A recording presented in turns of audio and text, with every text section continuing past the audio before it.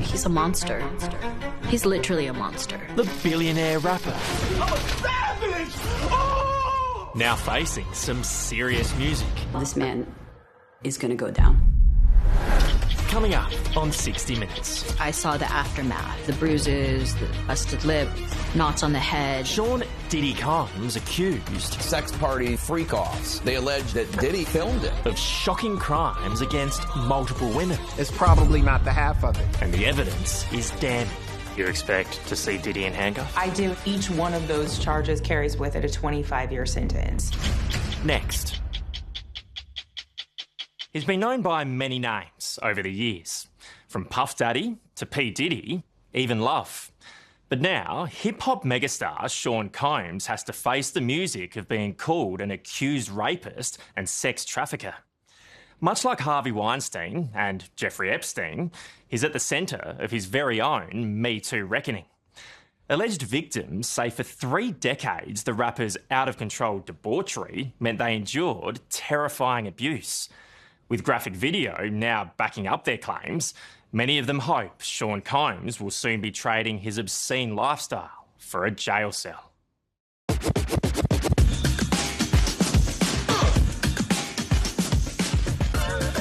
Sean Combs' celebrity parties were legendary, lavish affairs. Glamorous spectacles for the elite, which, for this billionaire music mogul, had also served as window dressing to his allegedly dark, sinister world, until the veil was lifted.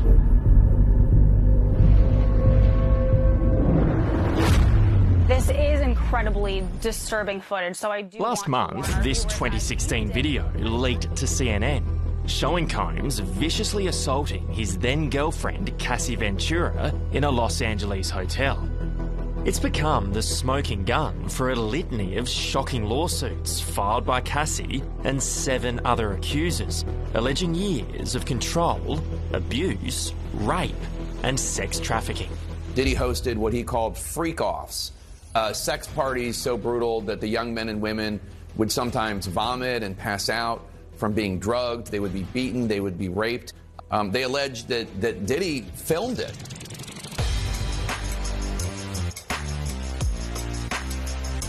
Its depravity completely at odds with his glossy public persona. But some who witnessed the real Sean Combs claim it's long been an open secret.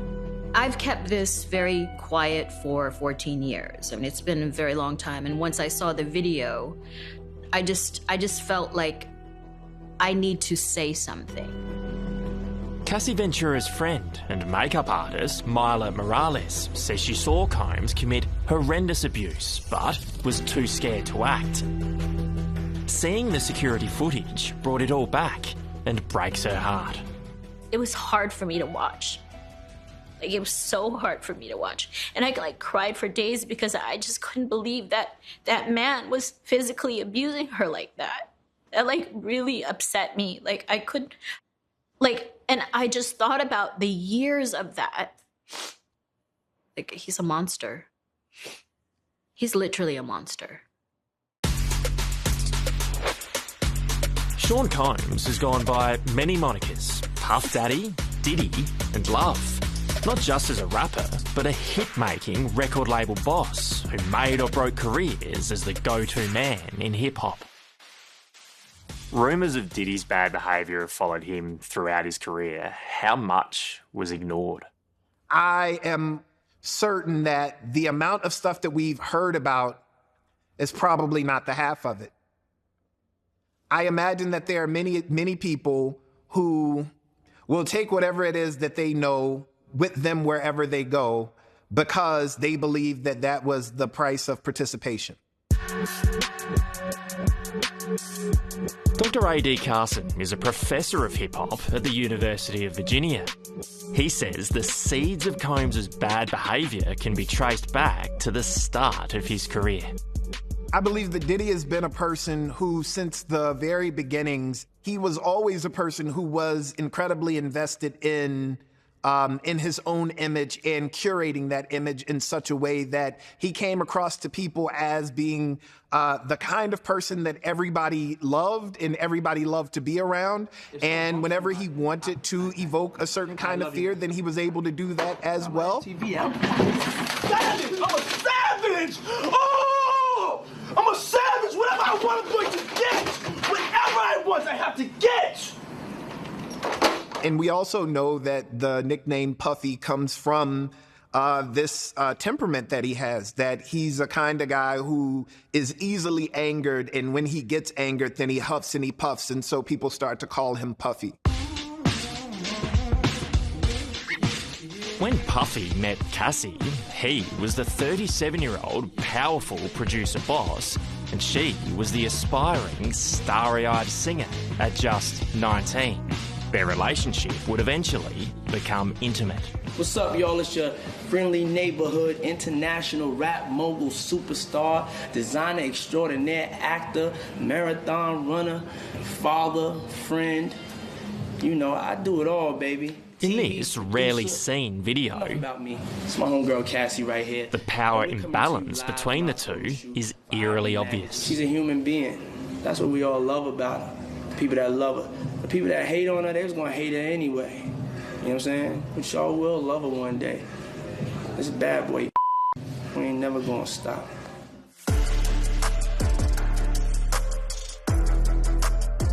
Mila Morales knew Cassie at the peak of her innocence and the start of a promising career. Cassie, when I first met her, she was the sweetest girl. I always looked at her as like my little sister, and she was young. She was like always so sweet and such a beautiful spirit. But Mila says there was one incident in 2010 that particularly haunts her. We were just coming from a photo shoot, and we were in the hotel room. I fall asleep on the couch because, you know, we were just out all day. I wake up to him storming in the room and screaming, "Where is she?" They shut the door and everything just started happening. And I saw the aftermath, you know, the bruises, the busted lip, the knots on the head, and it was really bad. Like, I don't know how any man could hurt another human being that way. Mila says she called a doctor friend to patch the singer up. She and Cassie were too afraid to take her to hospital, let alone go to the police. You felt like you couldn't? No, we couldn't. You think we could have done that back then? No. Absolutely not. That would not be safe for any of us. That's terrifying to think, Mila, that you didn't feel safe actually going to an emergency room when your friend was really badly injured.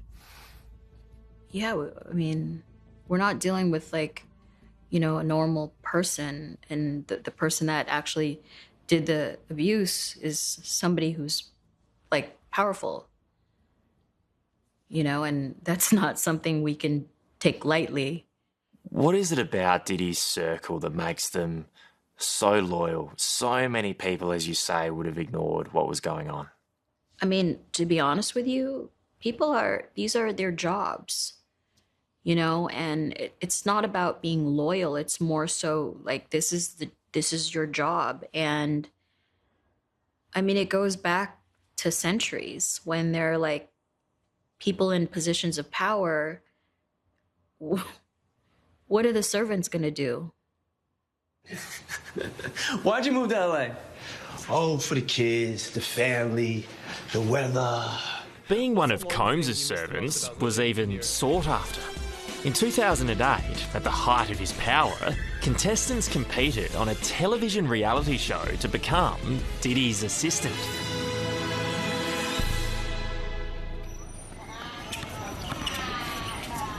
Susie Siegel had no experience in the entertainment industry when she signed up. Why did you want to work for Diddy? I thought it would be something that would actually help me succeed in my career.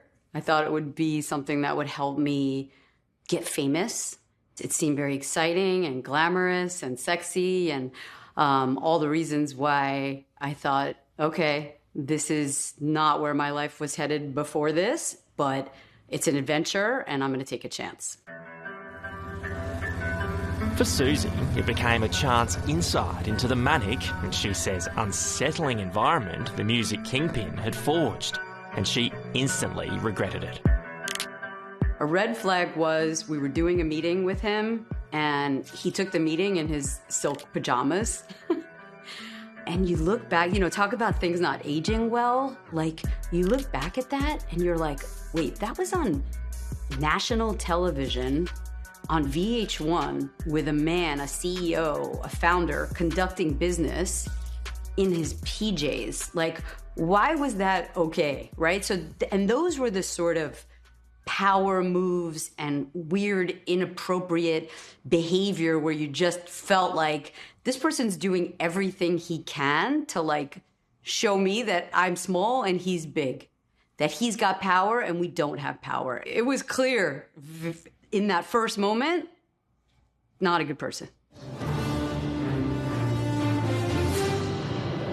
Suzanne, you ready to come make some history with me? I'm so ready. I'm more ready than I ever been, and I ever knew I could be. All right, congratulations. To Susie's surprise, she was the ultimate winner of the competition. But she now questions the value of her prize to wait on Combs's every whim for a short but eye-opening 6 months. We are working for Diddy! I never heard anybody say no to Diddy. Jump how high, right? I slept with my BlackBerry under my pillow. Because if he calls or wants something, and nobody said no. Nobody said no. You wanted to stay in that environment. You wanted to be around him. You wanted to hook yourself onto that train and go where it was going. While Susie herself was spared any physical abuse at the hands of Diddy, she says she was witness to a culture of fear and yes men, with Combs's inner circle protecting him at any cost. I mean, his squad ran deep and thick. He had security, he had drivers, he had stylists, he had barbers, he had multiple EAs and PAs, and I have no idea who was his fixer, but there's no way that he was doing this alone. He was enabled. But this is, to me, it's like a Greek tragedy. It's like a Shakespearean tragedy, how this man is going to go down. And, as you'll see, it's not just accusers, but federal agents determined to tear down Sean Combs's empire. So do you expect to see Diddy in handcuffs? I do expect an indictment to come down.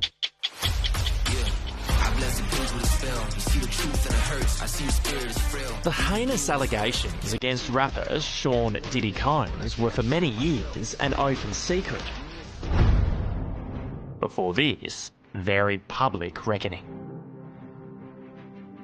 In March, FBI and Homeland Security agents raided Combs's properties after victims filed lawsuits against him alleging horrific abuse, rape and sex trafficking.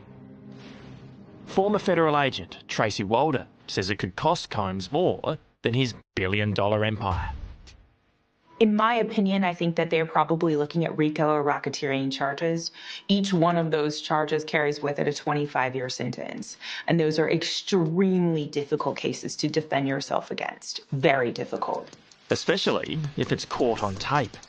When agents ransacked Combs's two estates in Los Angeles and Miami, they were looking for video evidence of the alleged physical and sexual abuse, be it intentionally filmed or stored on security camera recordings. Wardrobes were trashed, doors ripped off hinges, while every safe, desk, drawer and dresser was meticulously emptied and searched. Digital evidence can be very, very tiny. And so when you're looking for flash drives, cameras, those kinds of things, cameras that are recording, those kinds of things, you are going to have to start looking in walls, taking apart furniture, all of that. And being digital, it can be quick to delete, right? which is exactly why, in my opinion, they searched the homes simultaneously at the exact same time. That was my tip-off to why this evidence was probably digital in nature. So agents were concerned that Diddy or his associates were deleting evidence? My guess is that they knew that there was a chance that evidence could be destroyed or was going to be destroyed, which is why they had to act when they did. The claims detailed in a lawsuit filed by Combs's former girlfriend, Cassie Ventura, triggered the raids. Her allegations are among the most damning, accusing Combs of not only assaulting her, but forcing her into sex with sex workers while he watched and filmed the depraved encounters. Lawyers for Combs say he is innocent and describe the raids as a witch hunt based on meritless accusations. You know, I think there was a lot of fallout against Cassie herself, right? When all of this initially occurred, people were very quick to call her a gold digger or looking for money or looking for opportunity. But the reality is that she was a victim of a crime. Combs initially also denied he had ever assaulted Cassie, but when video of that leaked, he had no option but to fess up. My behavior on that video is inexcusable. I take full responsibility for my actions in that video. I'm disgusted. I was disgusted then when I did it. I'm disgusted now. Yet, to his growing list of critics, it wasn't a sign of remorse. It was Diddy in damage control. I think Diddy knew. Obviously, we know now that he paid the hotel $50,000 to keep that video under wraps. I think Diddy knew full well that that video was out there. And what that tells me is that he is a very violent individual who really doesn't have control over his own self, over his own emotions, and quite frankly, and I'll just be very blunt, that he's a liar. I mean, he said that this video didn't exist. And I think this proves that he is not a truthful individual.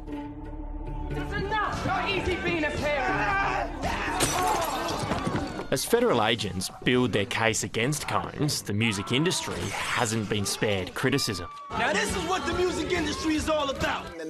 Accusers believe its culture enabled their abuse. And for Professor of Hip Hop, A.D. Carson, it's time for the industry he's devoted his life to wake up. I don't need Puffy as a role model. I don't need him as an icon. I don't need him as an artist. I don't need him in any of the roles that he's played over the past 40 years in pop culture. What I do need is to know that the people he harmed are going to have their lives restored in some way, that like there's going to be some recourse for them because of what he's done in their lives. Is this the music industry's Me Too moment? Well, one can only hope. It seems to be a similar case with, with the Weinsteins and the Epsteins of the world, is that like, no, there's not a whole bunch of hiding. And so people are told, make sure you're not alone with the person rather than that person is an abuser, so you should avoid them. They say, well, that person is someone you need to watch yourself with. Mila Morales is thankful Combs is finally being held to account. But she says Diddy's downfall won't erase years of pain for Cassie Ventura and other accusers. What does justice look like for those victims? Honestly, I don't know what's going to happen to them. Because what's going to happen now? Like, where do they go from here? My own guilt made me feel crazy from my experience. And I can't even imagine what they're going through. And the only way we're going to hold him accountable is if, something is done to make him stop. And I think that what's happening now, Cassie opened up the floodgates. So hopefully, he realizes the damage he's done to so many different people and so many different families and so many different lives. Hopefully these people can move forward from this. Hopefully. If this story has raised issues and you need to speak with someone, help is available. Call 1-800-RESPECT, which is 1-800-737-732. Hello, I'm Adam Hegarty. Thanks for watching 60 Minutes Australia. Subscribe to our channel now for brand new stories and exclusive clips every week. And don't miss out on our extra minute segments and full episodes of 60 Minutes on 9now.com.au and the 9Now app.